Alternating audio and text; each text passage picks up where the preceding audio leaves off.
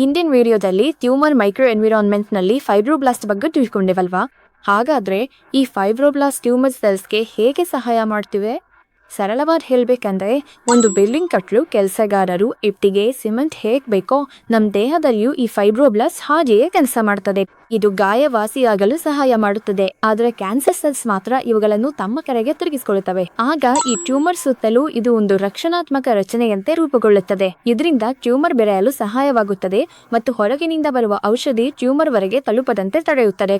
ಹಾಗೆಂದ್ರೆ fibroblast tumour ಬೆಳವಣಿಗೆಗೆ ಸಹಾಯ ಮಾಡ್ತೀವಿಯೇ? ಹಾಗೇನಿಲ್ಲ. ಸಂಶೋಧನೆಯ ಪ್ರಕಾರ ಕೆಲವು ಫೈಬ್ರೋಬ್ಲಾಸ್ಟ್ ಟ್ಯೂಮರ್ ಇನ್ನೂ ಹೆಚ್ಚಾಗಿ ಬೆಳೆಯದಂತೆ ತಡೆಯಲು ಕೂಡ ಸಹಾಯ ಮಾಡ್ತಿವೆ. ಅದಕ್ಕಾಗಿಯೇ ವಿಜ್ಞಾನಿಗಳು ಯಾವ ಫೈಬ್ರೋಬ್ಲಾಸ್ಟ್ ಟ್ಯೂಮರ್ ಅನ್ನು ಹತ್ತಿಕ್ಕುತ್ತಿವೆ ಎಂದು ಪತ್ತೆ ಹಚ್ಚಿ ಅದಕ್ಕೆ ಚಿಕಿತ್ಸೆಗಳನ್ನು ಅಭಿವೃದ್ಧಿಪಡಿಸುತ್ತಿದ್ದಾರೆ. ನಾಗೇಶ್ವರ ಆಯುರ್ವೇದಿಕ್, ನಿಮ್ಮ ಆರೋಗ್ಯ ಸಮಸ್ಯೆಗಳಿಗೆ ನಮ್ಮ ಪರಿಹಾರ.